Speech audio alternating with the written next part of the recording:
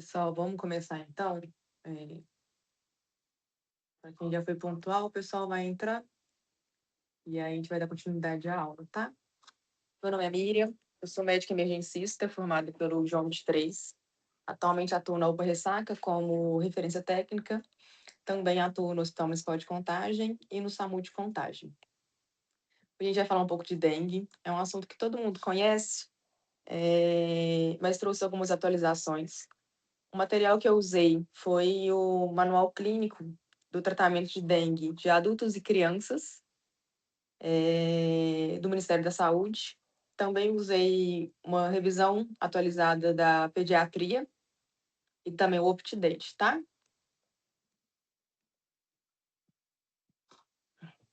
A dengue, ela é uma doença sistêmica, é uma doença endêmica aqui no Brasil, e ela é sazonal, né? Para ela acontecer, tem que ter a transmissão através do mosquito do Aedes aegypti.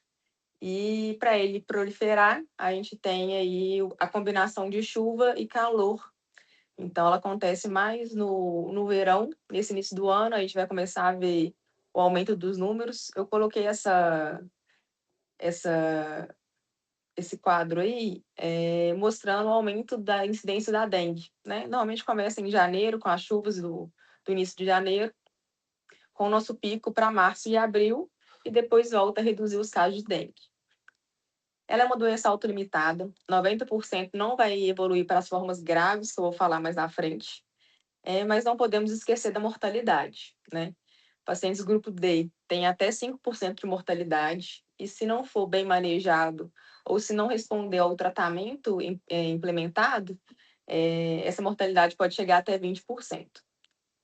Essa aula é mais voltada na questão do tratamento, mas ela é também para a equipe multiprofissional, tá? Todo profissional de saúde tem que saber orientar e tem que saber conduzir um caso de dengue. Uma das partes de conduzir o caso de dengue é muito importante o combate à transmissão, né? O controle da proliferação do agente transmissor, que é o mosquito da dengue, o uso de repelente, principalmente em gestantes e crianças, então, isso faz parte da profilaxia e também faz parte do tratamento, né? Atualmente, nós temos a questão da vacinação aí. A Prefeitura de Contagem já disponibiliza a vacinação para a dengue. Ela reduz a contaminação de acordo com o tipo do vírus. Nós temos vários tipos de vírus da dengue. O tipo 1, por exemplo, chega a 40% de proteção. O tipo 3 chega a 90%. Então, também vale a pena a gente ficar aí no pé da questão da vacinação. Quais casos que eu vou considerar suspeito, né? O meu caso vai ser suspeito um paciente que teve febre com 2 ou mais sintomas. A dengue é uma virose, então ela vai dar sintomas sistêmicos, né? O paciente pode apresentar náusea, deixa eu mudar aqui, náusea, vômitos, diarreia, dor retroorbitária, exantema, que chega a 50% dos casos, mialgia, e às vezes o paciente tem só febre e prova do ósseo positivo, né? Então, nessa época do ano, pessoal, viu febre, pensar no diagnóstico diferencial de dengue, tá bom? Outra coisa que eu chamo a atenção para vocês é que às vezes o paciente ele não termometra a febre. A gente tem um público social que às vezes não tem nem termômetro em casa. Então, não menospreze o paciente falar que teve febre interna, não menospreze o paciente falar que sentiu febre, tá? Se o paciente teve o relato de febre, a gente vai estar pensando aí na dengue. Além disso, também casos suspeitos vão ser moradores da área onde tem registro de dengue, ou então pessoas que foram para essa área nos últimos 14 dias. E também no caso das crianças que estão em área endêmica, com quadro febril e sem nenhum outro foco infeccioso na frente. Não tem como falar de dengue e não falar de chikungunya e zika. Não vai ser o foco da minha aula, né? A dengue é nosso foco porque é ela que apresenta mortalidade, mas é um diagnóstico diferencial nessa época do ano também, pois os casos de chikungunya e zika também aumentam. E cada um tem a sua importância epidemiológica, né? A chikungunya traz aí mais um quadro de dor, pode levar até a incapacidade do paciente de conseguir trabalhar. E a zika tem uma importância maior aí na questão das gestantes, né? É extremamente importante a profilaxia no caso das gestantes. A dengue ela é separada em três fases, tá? Nós temos a fase febril, que é a fase mais comum, que é a fase em que o nosso paciente vai procurar, tanto as UPAs, quanto o hospital, quanto os postos de saúde. Essa aqui vai ser a maior demanda que a gente vai ter nos nossos atendimentos. Ela tem uma duração de 2 a 7 dias, ela tem uma febre alta e persistente, por isso a importância de estar associando paracetamol com dipirona, e às vezes nem assim essa febre fica refratária, uma febre alta de 39 a 40 graus. E ela está associada aos outros sintomas, igual eu citei no outro slide, né? Pode ter artralgia, pode ter inapetência, diarreia, vômitos, dor atrás do olho. E 50% dos casos aí vão aparecer com exantema. Uma coisa que eu trago como alerta para vocês, que o exantema, normalmente ele acontece no final da fase febril, né? Que vai ser quando a gente vai entrar na fase crítica. Então, o paciente retornou à UPA com exantema, abre o olho, porque ele já pode estar saindo da fase febril e está entrando na fase crítica. Essa fase da dengue ela é autolimitada. O importante é a hidratação, que eu vou falar mais na frente, para evitar que esse paciente vire crítico. A fase mais importante vai ser a nossa fase crítica. Ela vem após a fase febril. Ela tem um aumento da permeabilidade vascular e faz extravasamento, o que leva a coagulopatias, a consumo, né? Coagulopatias de consumo e também ao sangramento, o que vai acontecer lá nos grupos C e D, tá bom? Tem que ficar muito atento, gente, nos sinais de alarme. Um paciente que está na fase crítica e apresenta sinais de alarme, ele pode evoluir com sinais de gravidade em 24 a 48 horas. Então, nessa parte aqui, que nós ficaremos mais atentos no nosso paciente e nós vamos otimizar a questão da hidratação, tá? O paciente que evoluiu com sinais de gravidade, ele pode evoluir para óbito em até 12 horas. Por isso que o Ministério da Saúde criou um fluxo no qual o paciente vai estar presente, seja na UPA, seja no hospital, ou seja, no posto de saúde, vai estar presente nessa fase de transição no final aí dos sinais de alarme para os sinais de gravidade. Uma coisa que eu quero chamar bastante atenção também é que a dengue ela pode trazer lesões de órgão-alvo. Não é só dor no corpo e febre que a gente vai aparecer, né? Nós temos casos de miocardite, pneumonite, encefalite. Então, ela pode aparecer com outros sintomas. Pode aparecer com injúria cardíaca, pode aparecer com crise convulsiva, primeira crise convulsiva. Então, isso não descarta o paciente com febre com sintomas de lesão de órgão-alvo, também não vai descartar a dengue, tá? Aqui eu chamo um pouco de atenção de vocês para a função renal. Não é comum a gente ter alteração da função renal num paciente com dengue, a não ser que ele estiver chocado, muito grave, e aí vai ser por outra fisiopatologia. Mas os pacientes da dengue, do grupo C principalmente, que evoluírem com alteração de função renal, mostram um mau prognóstico. Então, paciente com hematura e com disfunção renal, fica de olho nesse paciente, deixa ele internado para a gente conseguir acompanhá-lo. Se eu estiver falando muito rápido, vocês me avisam, viu, gente? Trouxe essa tabela aqui, eu gosto muito dela, eu acho muito autoexplicativa, no qual coloca a evolução da doença, né? De 1 a 3 dias aí a gente tem a fase febril, que pode durar até 5 a 7 dias, e a parte que chama mais atenção vai ser a nossa fase crítica, que está marcada aí de vermelho, né? Que é onde acontece o choque, que é onde acontece o sangramento. Depois do 8º dia, do 7º para o 8º dia, nós já vemos que tem a reabsorção dos fluidos, o aumento da plaqueta, já não tem febre mais, o paciente já vai estar evoluindo sem sintomas. Apesar de tudo parecer dengue, nem tudo é dengue. Temos que fazer diagnóstico diferencial.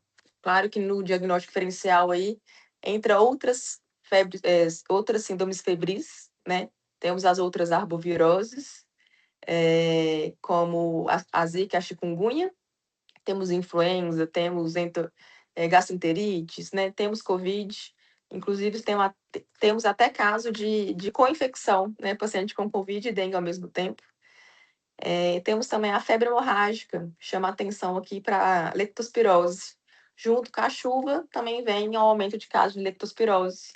São pacientes graves também, que evoluem aí com febre hemorrágica, e o tratamento é totalmente diferente. Então, não deixem comer rosca, tá? A parte da anamnese é muito importante a gente fazer a investigação da área endêmica e dos sintomas. E, é claro, não pode faltar bom senso, né? Às vezes chega um paciente com febre, dor abdominal e vômitos. E aí você vai pensar, não é dengue, é grupo A, hidratação em casa. Avaliar esse paciente, né? A medicina, ela é soberana, a clínica é soberana da medicina. Então, a gente não pode deixar que casos como apendicite, meningite, colecistite, passem ilesos aí, porque você considerou que seria dengue e deu alta. Trouxe só esse gráfico aqui, mais ilustrativo mesmo, mostrando as febres hemorrágicas ao longo do mundo, né?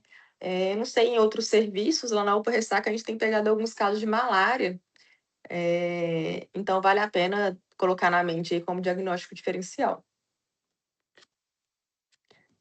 As nossas portas de acesso aqui no município vão ser as UPAs e os postos de saúde, né? A gente vai estar trabalhando em conjunto, mas isso não descarta a possibilidade desse paciente aparecer direto no hospital municipal, aparecer no SAMU, aparecer no seu consultório, né? E aí você vai encaminhar esse paciente para a UPA mais próxima.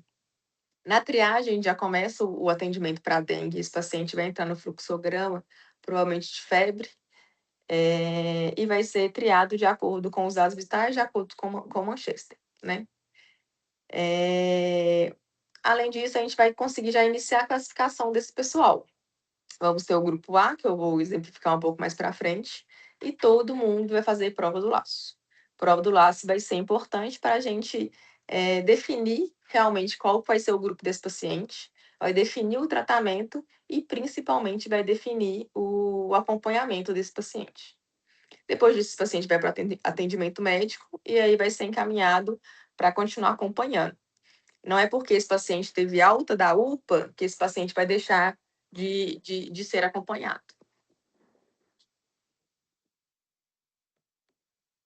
Eu coloquei um vídeo aqui, achei esse vídeo bem explicativo. Todo mundo tem que saber fazer prova do laço, viu, gente? Já vi muita gente fazendo errado ou deixando de fazer. Vou colocar ele, é um vídeo curtinho. Se por acaso não sair o áudio, vocês me comunicam.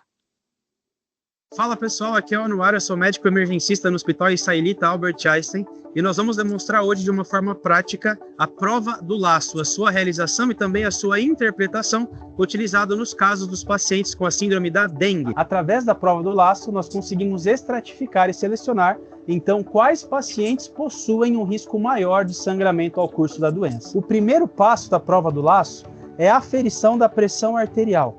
Nós fazemos isso pela técnica convencional e depois nós somamos os valores da pressão e aferimos a média. Por exemplo, a pressão da Caterine, 120 por 80.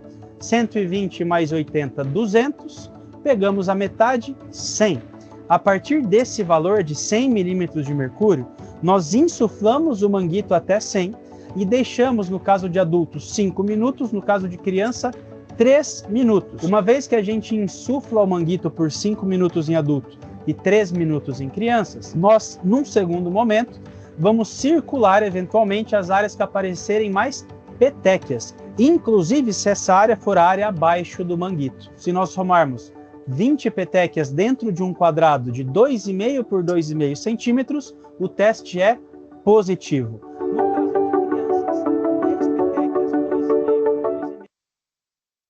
Alguém tem alguma dúvida na questão da prova do laço?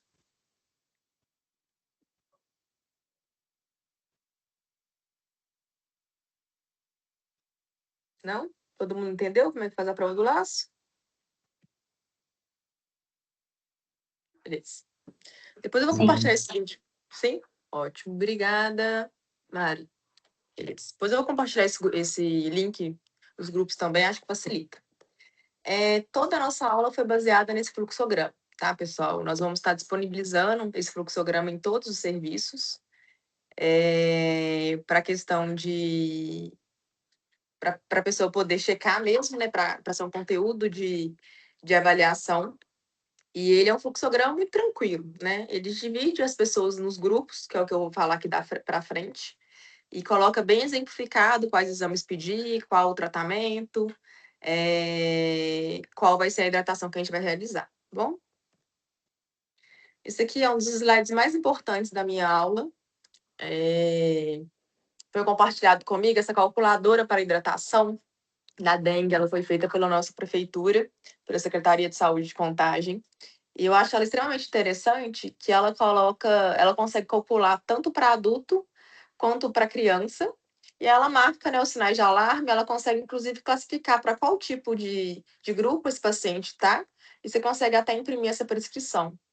A Thaís compartilhou aí para mim no chat o link, e depois eu vou estar compartilhando aí nos grupos também, tá? Então, tá atendendo o paciente, gente? Abre o telefone, né? Vamos usar a tecnologia a nosso favor, e vamos simplificar a nossa vida aí também. Beleza? A gente vai disponibilizar ela na intranet, tá? Na tela de todos os computadores do SCA. Ótimo. Então, vai ter lá no computador, gente, das UPAs, né? Todos os serviços da SSA, aquela tela que a gente abre quando vai abrir o MV, vai ter a opção aí de abrir essa calculadora, tá? Não deixem de usar, não comam bola, não. A Ângela fez uma pergunta que não entendiu a calculadora. Cadê a Ângela?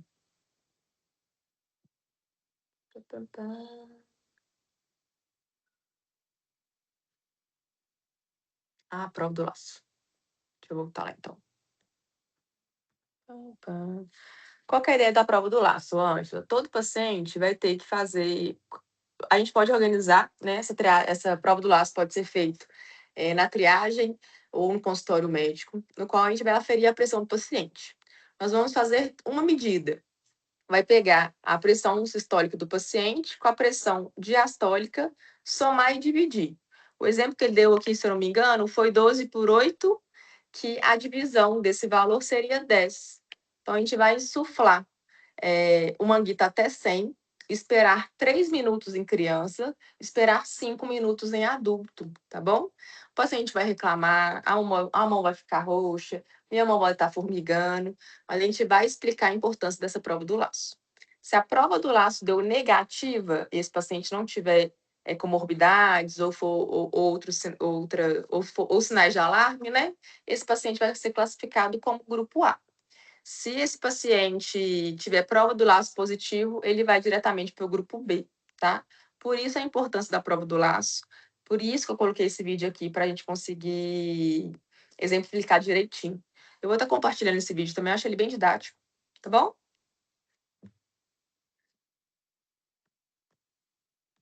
Então vamos lá. No grupo A, o grupo A são aqueles pacientes, então, que é uma suspeita de dengue, mas que não fazem parte do grupo de risco, e não tem nenhum sinal de alarme, nenhum sinal de choque, né? O tratamento base dele vai ser sintomáticos. De preferência, pessoal, sintomáticos por via oral. Esse paciente vai de alta para casa, né? Então, dipirona e paracetamol oral, tramadol para dor, se necessário, sintomáticos para enjoo, antieméticos, né? Vonal, Ondansetrona, Plasil. Então, lembrar de toda a receita que vocês forem dar para esse paciente para casa, lembrar dos sintomáticos. Se esse paciente manter sintomas em casa, sem os sintomáticos, ele vai acabar voltando de novo para a UPA, né? Aqui no grupo a nossa hidratação vai ser 60 ml quilo dia, no qual 1/3 desse valor, se a gente colocar em um paciente de 70 quilos, vai dar, tá até meu exemplo aqui, ó. Vai dar 4.200 litros, 4 litros e 200, né? Então, 1.400 vai ser de soro e 2.800 vai ser de outros líquidos. Então, na prática aí, gente, 60 ml quilo por dia, 1/3 desse valor vai ser por soro de sais de hidratação oral, né?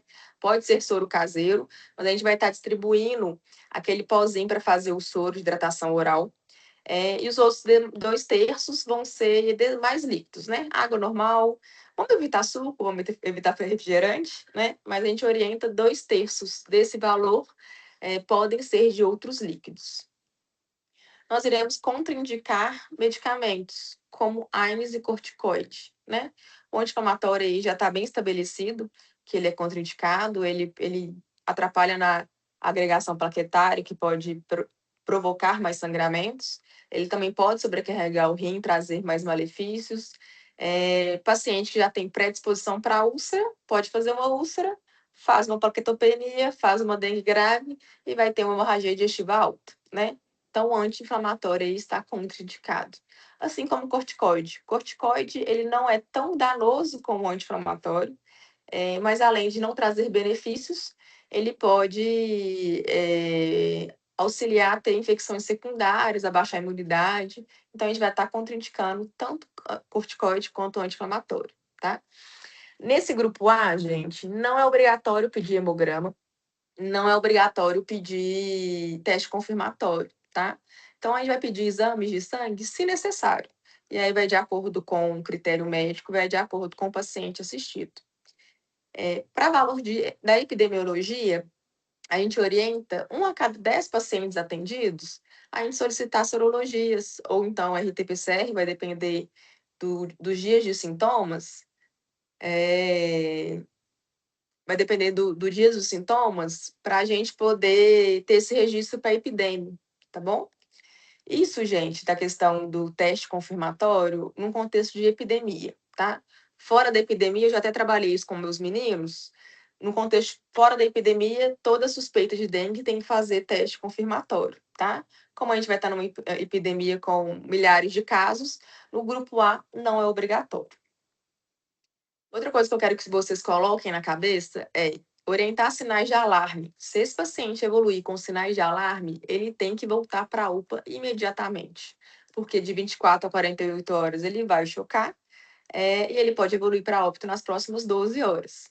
Sempre falo com a minha equipe, escreve, né? Coloca no receituário quais são os sinais de alarme. O paciente não tem obrigação de decorar os sinais de alarme, a gente que tem, tá bom? Esse paciente vai de alta do grupo A, ele vai de alta com essa orientação de hidratação, com essa orientação dos sinais de alarme. Ele vai fazer um acompanhamento ambulatorial, que vai ser na unidade básica de saúde.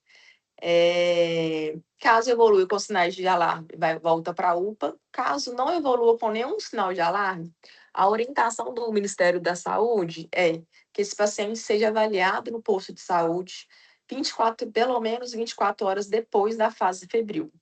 Por quê? No final da fase febril, começa a fase crítica. A ideia é esse paciente ser avaliado presencialmente no início da fase crítica, para a gente averiguar se tem algum sinal de alarme, tá bom? Quem me conhece sabe que eu fico no pé da questão de notificação. Notificação não é bobagem, é obrigatório. Se for dengue grave, ela tem que ser imediata. Todo e qualquer profissional de saúde pode notificar, mas também é responsabilidade dos médicos que não gostam de jeito nenhum notificar, tá, gente? Tem que notificar. Isso tem um valor epidemiológico muito importante e até também para a gente ter noção dos casos atendidos, se a gente vai precisar reforçar nossa equipe, se a gente vai ter que reforçar outras medidas também, tá? Só exemplifiquei a notificação, acho que todo mundo aqui já notificou pelo menos uma vez na vida. E outra coisa que eu chamo a atenção de vocês é o cartão da dengue. Se por acaso você for a primeira pessoa que estiver atendendo uma suspeita de dengue, você vai entregar esse cartão da dengue e você vai preencher esse cartão da dengue, tá bom? Se por acaso esse paciente está vindo do posto de saúde porque ele viu um hematócrito lá aumentado, a gente vai solicitar os exames e aí nós vamos preencher esse documento também, tá? É de extrema importância esse documento. Eles vão ser entregues a toda e qualquer suspeita de dengue, para a gente conseguir acompanhar esse paciente e ele não ficar perdido no fluxo. Grupo A, então, tranquilo, esperou em alto para casa. Grupo B.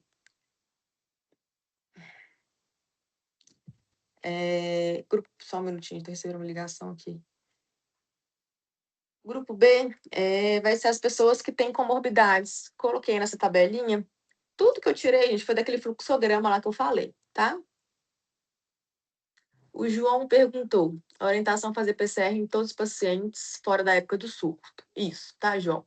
Quando não tiver na época de endemia, né, nessa época que aumenta os casos, nós vamos fazer para toda suspeita, tá bom?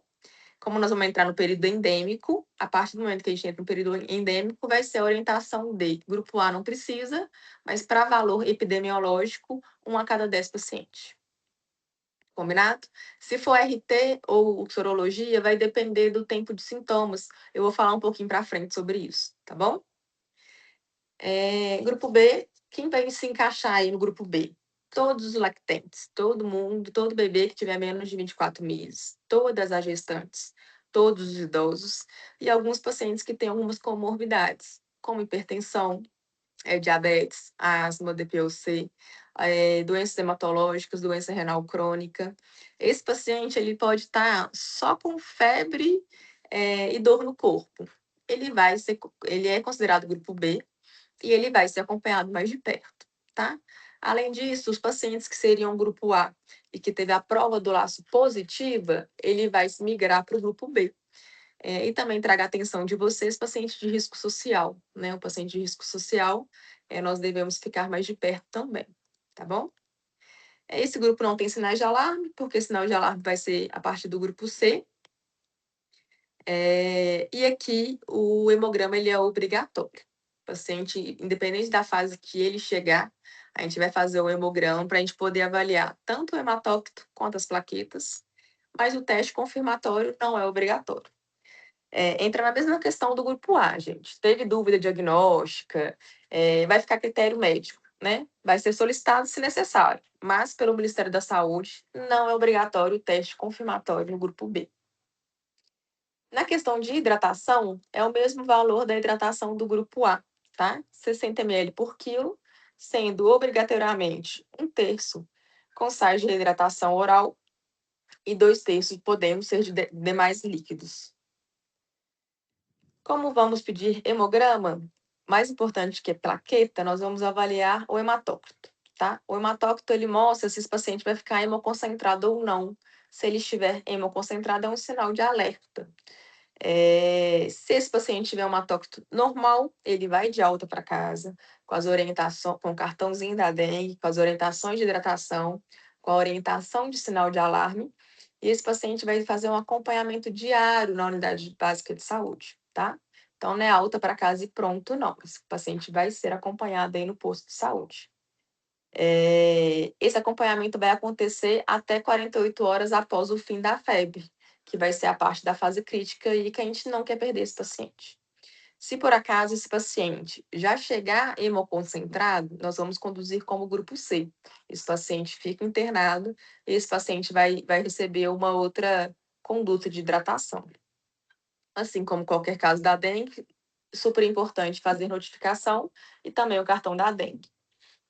Às vezes a gente fica com dúvida qual é o valor dessa hemoconcentração, né? Na dengue, a gente vai considerar 20% do valor basal. E o valor de referência aí que nós temos vai ser 45% em crianças. Muda um pouco de acordo com a faixa etária, lá na frente eu vou falar também. 48% em mulheres e 54% em homens. Também vamos levar em consideração o valor do hematócrito que está no cartão da dengue. Se esse valor do hematócrito, lá do primeiro atendimento do meu paciente, aumentar 20%, esse paciente, ele vai virar grupo C, ele vai ficar internado, tá bom? Grupo C, que é onde a gente tem que ficar mais alerta em relação aos nossos pacientes. Esse paciente é o que eu costumo falar que é o paciente mais difícil, né? Porque ver um paciente estar bem, que o paciente está tranquilo é muito fácil. Ver que um paciente está muito grave também é muito fácil.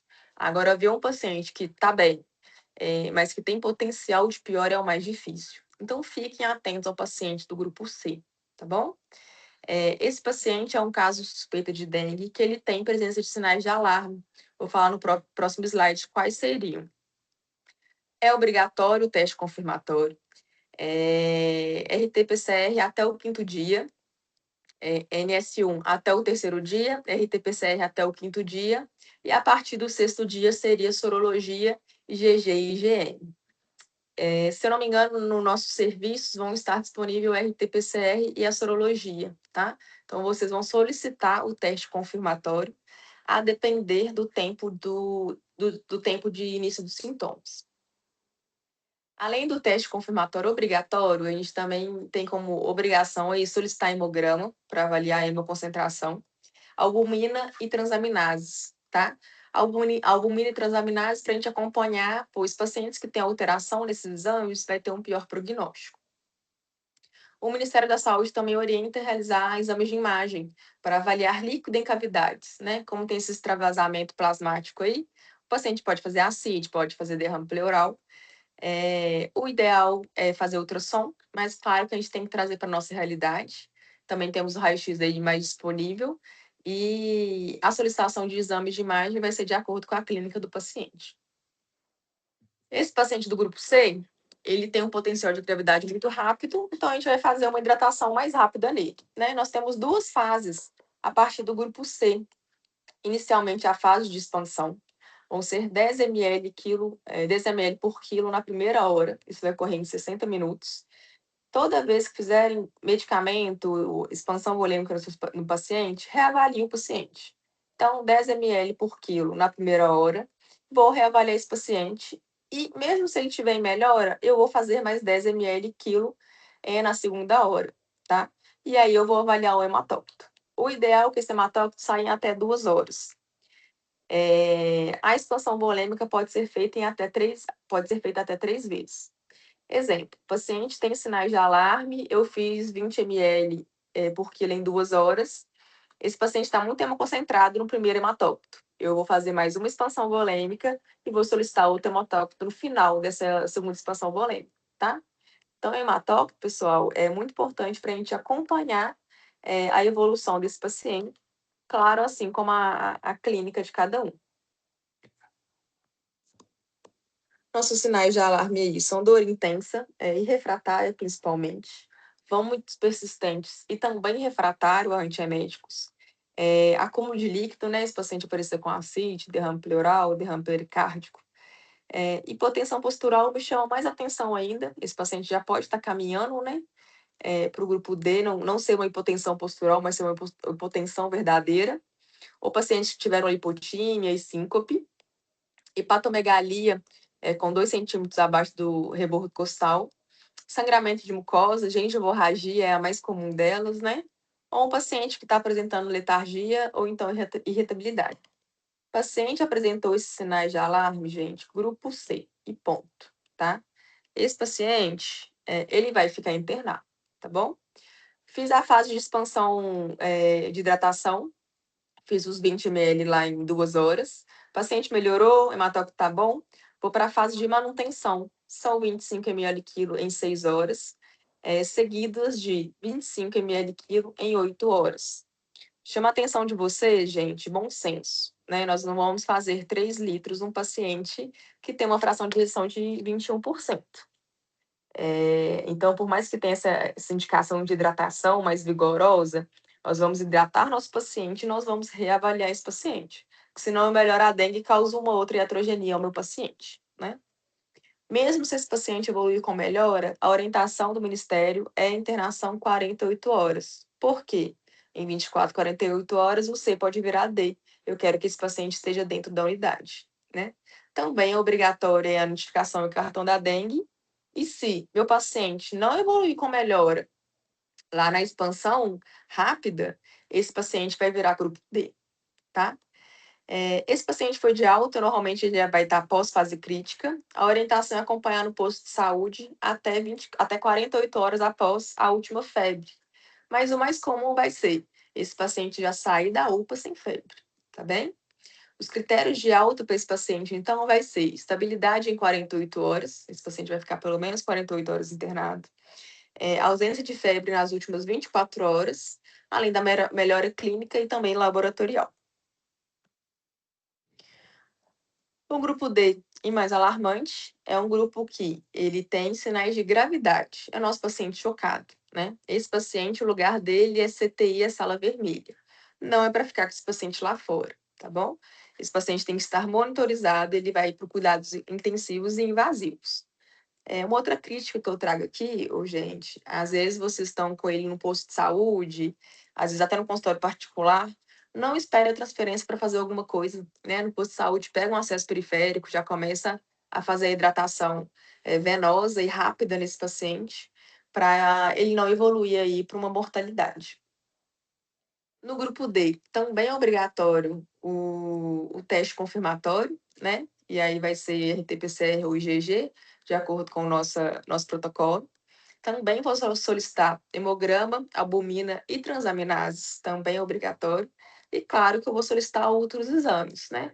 Função renal, gasometria se precisar. Esse paciente é um paciente chocado, então, além desses exames, solicitaremos outros. No paciente chocado, nós vamos fazer uma expansão com 20 ml por quilo em 20 minutos. Lá no outro, a gente fez 20 em 2 horas. Aqui vai ser 20 em 20 minutos. E eu vou reavaliar esse meu paciente a cada 30 minutos. A expansão ela pode ser feita em até 3 vezes também. E a gente vai fazer reavaliação seriada desse paciente, assim como hematócrito seriado desse paciente. Por quê? O hematócrito lá na frente vai ajudar a gente a fazer outras condutas no tratamento do paciente grave. Sempre chama atenção aqui também para diurese, né? Eu acho que o diurese é um ótimo marcador de paciente chocado, de paciente grave, e é um ótimo marcador também se o paciente está respondendo ou não ao nosso tratamento, no qual a gente espera pelo menos 1 ml por quilo hora aí de diurese, tá bom? Se fiz a expansão volêmica nesse meu paciente chocado, ele evoluiu com melhora, eu vou fazer a fase de manutenção do grupo C, 25 ml por quilo, tá? Se esse paciente não melhorar, a gente vai para a parte do hematócrito, que eu vou falar um pouco mais na frente. Esse paciente, o ideal é ficar pelo menos 48 horas em leito intensivo, tá bem?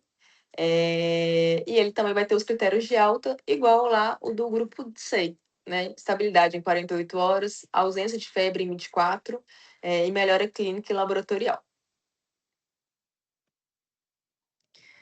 Sinais de choque, sinais clássicos, né, pessoal? Todo paciente está chocado apresenta sinais clássicos. Taquicardia, extremidades frias, pulso fraco, enchimento capilar lentificado, anúria ou ligúria, gosto muito da diurese aí para quantificar isso, hipotensão e cianose.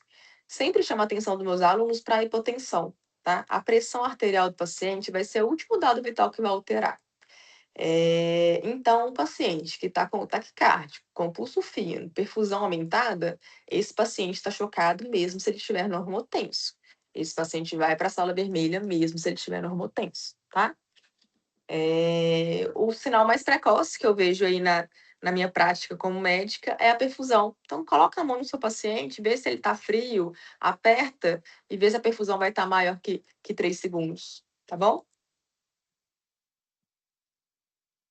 Fiz a expansão volêmica, os 20 ml em 20 minutos, e esse paciente persistiu no choque.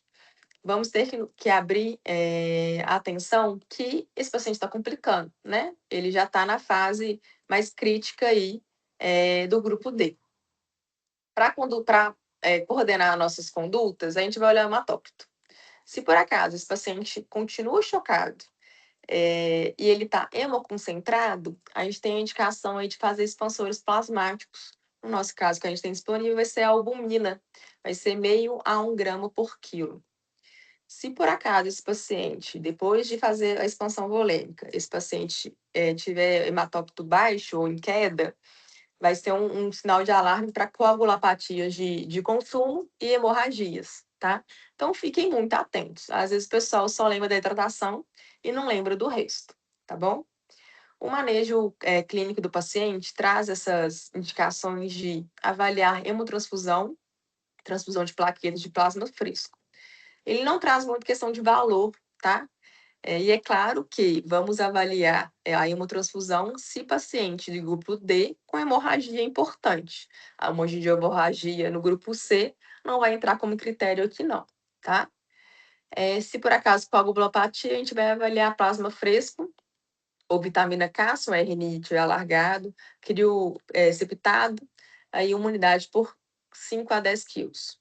E também, se o paciente tiver sangramento ativo, mas plaquetopenia, nós vamos avaliar transfusão de plaquetas, tá? Eu dei uma olhada na literatura, eu vi algumas análises, alguns estudos aí no UpToDate, e o que eu observei foi que, no final, não se mostra alteração de prognóstico ou de mortalidade em pacientes que recebem plaqueta, tá? Mas são estudos antigos, eram de 2013, e era só análise clínica, não tem nada afirmado em literatura. Então, se tiver sangramento ativo e plaquetopenia, a gente vai pensar, sim, em fazer transfusão de plaquetas nesse nosso paciente. Se, por acaso, esse paciente persistiu no choque e tem um hemoconcentrado, um hematócrito normal, aí a gente vai pensar em complicações secundárias, né? Às vezes é um paciente, um ICFR, que foi hiperidratado, evoluiu com insuficiência cardíaca e fez um choque cardiogênico. Às vezes um paciente está evoluindo aí para insuficiência hepática ou uma SARA grave. Então, também abre aí para a gente pensar em diagnósticos diferenciais e complicações da hiperidratação. Dengue na criança. Criança é um ser diferente, né? Trouxe mais questão do adulto, mas eu acho muito importante a gente falar das crianças também. A maioria dos nossos serviços atende crianças. E o diagnóstico é mais difícil. A criança, normalmente, dependendo, não vai trazer as queixas do jeito que o adulto traz. Então, qual vai ser a nossa suspeita na dengue? Uma criança com febre e sintomas inespecíficos. Prostração, chorando muito, não está comendo, não está brincando. Se teve febre, a gente vai investigar, tá? Como eu falei lá anteriormente, todo lactente é grupo B, então ele vai ser acompanhado diariamente no posto de saúde. E atentar, gente, para irritabilidade e choro persistente. A criança não fala, mas ela chora. Então, o choro persistente e inconsolável é um sinal de alerta. Aqui também é válido o diagnóstico diferencial, né? Pode ser uma gastroenterite, pode ser uma bronquiolite e não dengue em si. Então, tem que fazer esse diagnóstico diferencial. E aqui o nosso valor de hematócrito muda. Ao invés de ser 20%, nós vamos considerar 10% do basal, ou então 10% da mediana para a idade. Coloquei só a título de ilustração mesmo, que os valores vão mudar de acordo com a faixa etária, né? Quanto mais novo o bebê, maior nosso valor de hematócrito. Então, para quem atende pediatria, esse quadro vai ser muito importante. Na questão da hidratação, gente, a questão, o grupo A e o grupo B vai ser a mesma hidratação, vai ser acompanhamento ambulatorial depois. E eu vi essas duas referências. O Ministério da Saúde orienta que crianças até 10 quilos, 130 ml por quilo dia, acima de 10, entre 10 e 20, 100 ml quilo dia, e acima de 20 quilos vão ser 80 ml quilo dia, tá? Na revisão de literatura da Sociedade de Pediatria Mineira, eu achei também esse aporte hídrico aí da regra de Holiday, no qual muda um pouquinho, sendo que menor de 10 quilos, 100 ml quilo dia, de 10 a 20 vai ser 1 litro mais 50 ml quilo de cada quilo acima de 10, e para 20 também. Adolescentes, a gente vai considerar 60 ml por quilo, igual do adulto. Deixa eu até dar um zoom aqui, fica melhor. Ótimo. Grupo A e grupo B, então, vai ser aqueles valores que eu falei, e também vai ter essa divisão aí de 1/3 ser soro de hidratação e 2/3 água, suco, chá. O que muda um pouquinho aqui vai ser o grupo C, né? Nós vamos fazer 20 ml por quilo em 2 horas também, e podemos repetir até 3 vezes. E o grupo D, 20 ml por quilo em 20 minutos, repetir até 3 vezes. Então, na hidratação, principalmente na hidratação do paciente grave, o manejo vai ser semelhante. Dengue na gestante. Toda e qualquer gestante também vai ser grupo B. Esse paciente também vai ganhar um hemograma. Esse paciente também vai fazer avaliação diária no posto de saúde, tá? Fiquem muito atentos com a alteração fisiológica da gestação.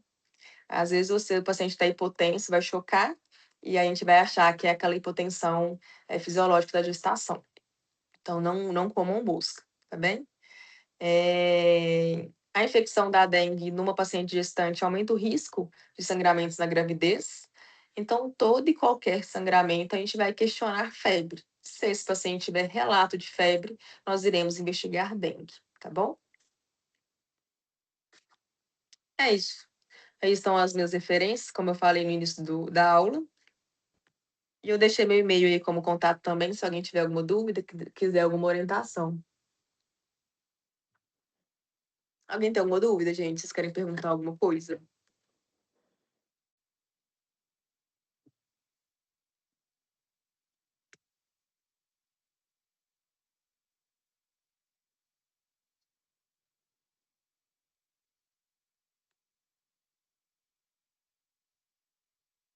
Algo a acrescentar, Jorge? Dê sua Ô, palavra. Miriam, eu só queria reforçar para todos, eh, em época de sazonalidade, igual a Miriam colocou, paciente febril, a primeira suspeita que a gente vai ter é dengue. E aí a gente vai pensando nas outras coisas posteriormente, porque dengue mata. Isso aí, é, a mínima suspeita, já a gente iniciar o protocolo, lembrando que a hidratação também salva vidas, que é importante a gente estimular a hidratação o tempo inteiro. E antigamente o povo se estimulava muito a questão do soro caseiro, mas hoje as literaturas não trazem mais isso. Mas é importante, a gente não fala nada em contra, por quê? Porque acaba que o paciente acaba se hidratando, né? Mas o mais adequado sempre é a gente usar a nossa terapia de retratação oral, disponibilizar os soros, os pacotinhos, e Vai ser induzindo, disponibilizado, né, Jorge? Aí vai ser distribuída aí com nos postos de certeza. saúde, nas UPAs, teremos caixas e mais caixas Exato, aí de soro. exatamente. É, notificar é importante, fazer essas coletas é importante, porque a gente identifica qual vírus que está circulando, e dependendo do sorotipo e dengue que está circulando, a gente terá menor ou maior gravidade, menor ou maior incidência, isso é importante. Por isso que a gente sempre estimula a notificação em todos os casos suspeitos. É, o segmento posterior em postos em unidades de saúde, né, unidades básicas de saúde, nas equipes de saúde de família, é importante. A gente, todos os anos, no período estacional da dengue, a gente tem perdas de pessoas que, e a falha principal quase sempre é associada ao não segmento, ao não acompanhamento, ao não, a não procura de assistência médica. Então, eu acho que esses são pontos que são importantes, relevantes nessa situação. Sempre, né, no período de sazonalidade também, a gente atende pouco, mas atende também a questão das gestantes. A gente sempre recomendar também o uso de repelente. Nossas farmácias do SUS de Contagem entregam de forma gratuita para a gestante repelente. Então, essa é uma informação importante para se em alguma situação a gente tiver contato com esse tipo de paciente. Esse ano a gente vai ter algumas especificidades em relação a fluxo também, que serão posteriormente compartilhados com vocês, mas já aviso vocês que a gente vai estar recebendo crianças referenciadas da atenção primária nos locais onde tem pediatria. Todas essas crianças menores de 2 anos, todas serão referenciadas ao CMI de Contagem. Entre 2 e 5 anos, elas podem estar chegando nas UPAs. Então, são questões que estão sendo já trabalhadas. Importante o grupo ver, além do hemograma na unidade, sempre orientar o segmento diário no posto de saúde, posteriormente, onde ele vai ser reavaliado com hemograma diariamente também, que é importante esse segmento. E assim, gente, dengue, nesse ano, a incidência esperada, se espera que seja um pouco maior que o ano passado. Passado foi muito Não, tranquilo. até o momento não tem indícios de que vai chegar na gravidade do ano 2024, mas é importante a gente sempre estar atentos. Hoje, a gente tem percebido, avaliando os CIDs, os atendimentos realizados nas UPAs, que tem muita gente que ainda corre da notificação, coloca CID de mialgia, CID de cefaleia, CID de febre, porque o sistema automaticamente, quando você coloca a 90 lá, o suspeito de dengue, ele abre notificação automática. E aí, isso aí, a gente tem que evitar, lembrando que a letalidade da dengue é alta quando não devidamente tratado, quando não devidamente conduzido. E quando a gente faz isso e omite também, a gente pode estar condenando uma pessoa a algum desfecho ruim, desfecho letal. E essas são as questões que eu estava querendo colocar e sensibilizar vocês em relação a isso. Suspeitou de dengue, hidratação. Suspeitou, classificou, achou que tem algum sinal de alarme, algum sinal de gravidade, entende o paciente. Essas questões, igual a gente falou, a dengue é uma grande simulador também. O paciente de dengue, ele está chocado na sua frente, ele está conversando com você tranquilamente. Ele é um choque diferente. É um choque de difícil tratamento também. É assim, a evolução dele é um pouco, vamos colocar assim, é uma incógnita na evolução do paciente com dengue, que vai evoluindo assim, vai, vai seguindo o protocolo, mas também é um caso que ele, é, dado o fato de que é uma doença viral, ela pode ter diferentes desfechos, diferentes evoluções e complicações e assim, essa falta de tratamento específico para o caso das doenças virais complica um pouco. Então, assim, toda sensibilização com dengue, ela é necessária. Lembrando que dengue mata mais que a guerra. Todos os anos no mundo morrem mais pessoas por dengue que qualquer guerra que tiver aí fora. Então, assim, importante a gente ficar atento nesse período de sazonalidade que já começou, já teve algumas incidências maiores em algumas UPAs de notificação. Então é isso, né? Obrigado pela aula, viu? À disposição. Obrigada, gente, pela atenção. Qualquer coisa, estou aí disponível. Boa noite para vocês. A lista de presença. Tá no chat. Não esqueçam de preencher a lista de presença, viu, gente? Vai ser cobrado.